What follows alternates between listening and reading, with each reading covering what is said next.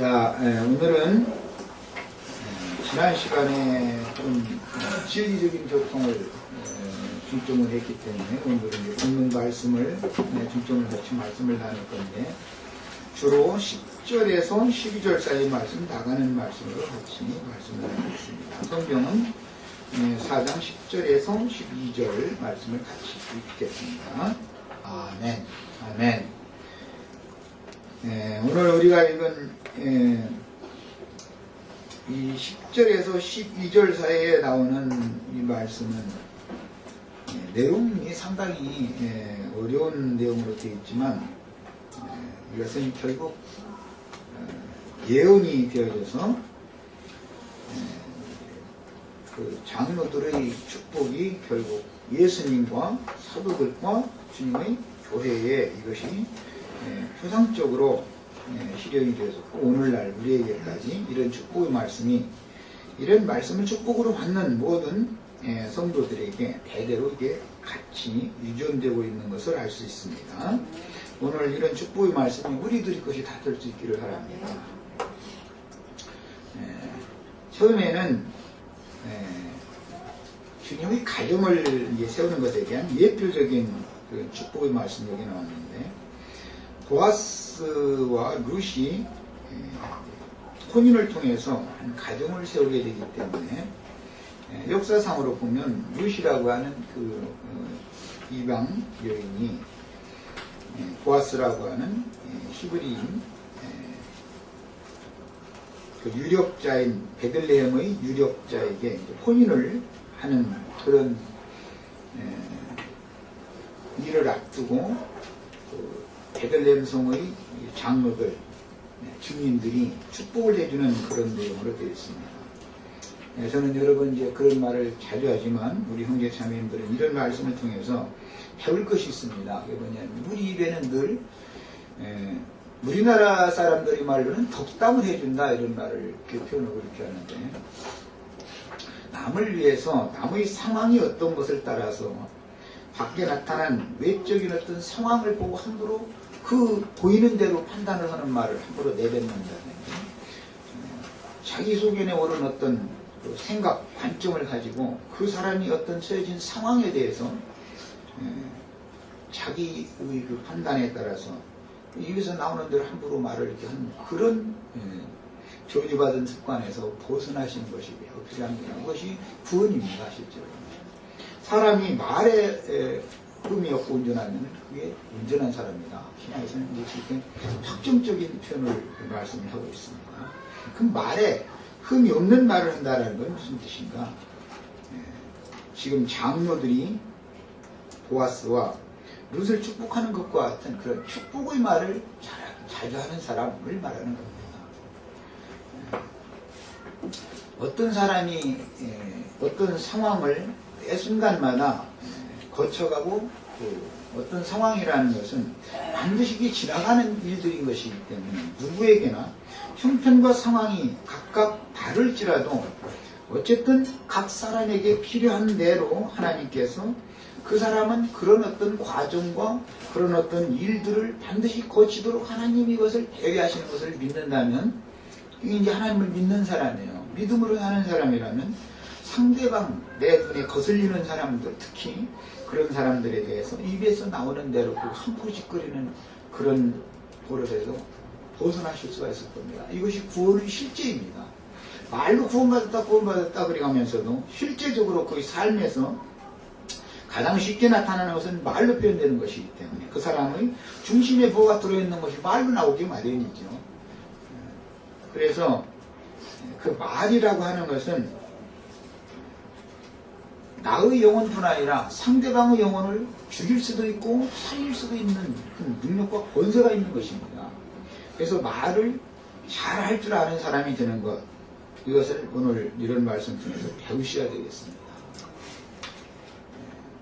남을 저주하는 말을 입에 달고 사는 사람들이 있어요. 그런 사람들은 그의 삶이 저주를 벗어날 수가 없는 것입니다.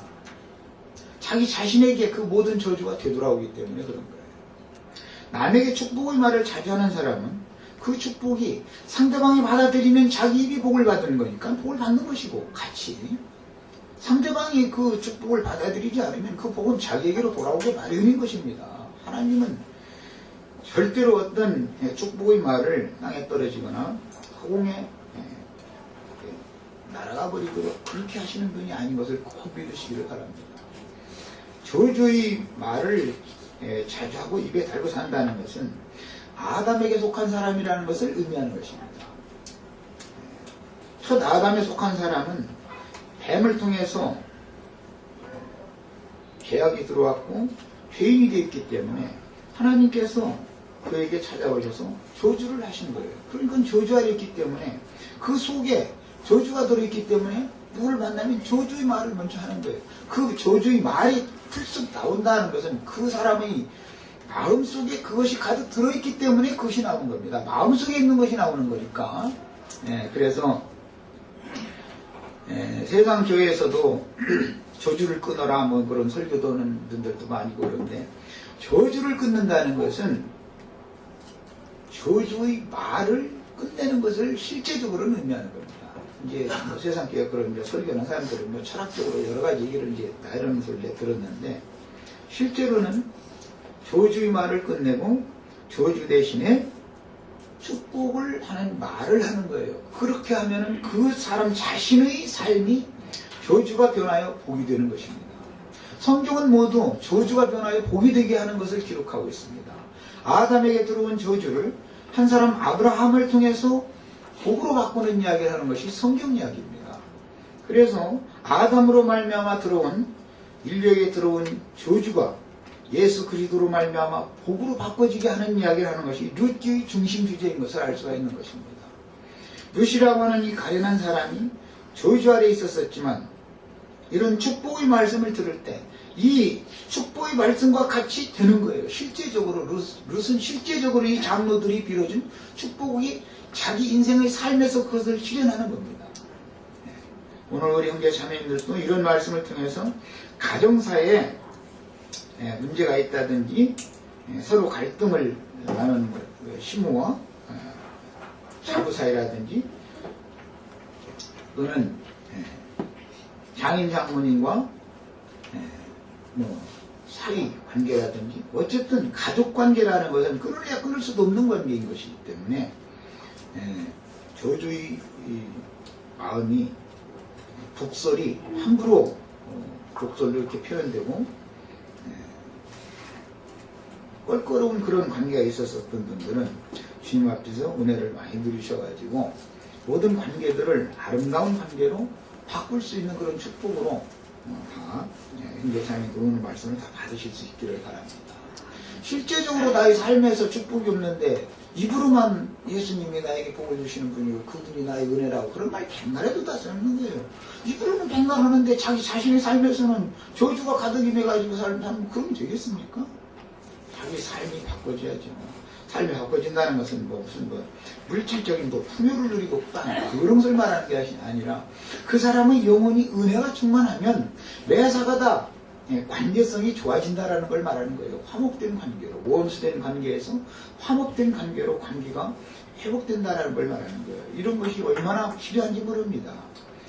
요즘에 세상적으로는 경제가 어렵고 무엇이 어렵고 자꾸 어려운 얘기, 무너지는 이야기, 무너뜨리는 이야기만 계속 들리지만 밖에 상황이 어려울수록 부부간에, 가족간에 서로 화합하고 단결하고 마음을 합치고 서로가 힘을 이렇게 부추겨주고 세워주고 이렇게 하는 그런 가정에서는 어려운 난관들을 무난히 잘 이겨내고 잘 무사히 건너갈 수가 있지만 서로가 서로를 원망하고 아버지 때문에 그렇다, 엄마 때문에 그렇다, 큰아들 때문에 그렇다, 작은아들 때문에 그렇다 다 이렇게 자꾸 팔밀인하고 그것이 그런 그 말들이 가정사에서 든든한 그런 가정이라면 세상의 저주가 그 가정으로 옮겨진 것을 꼭 믿으시기 바랍니다. 그런 저주의 끈을 끊는 것은 말을 바꾸는 거예요.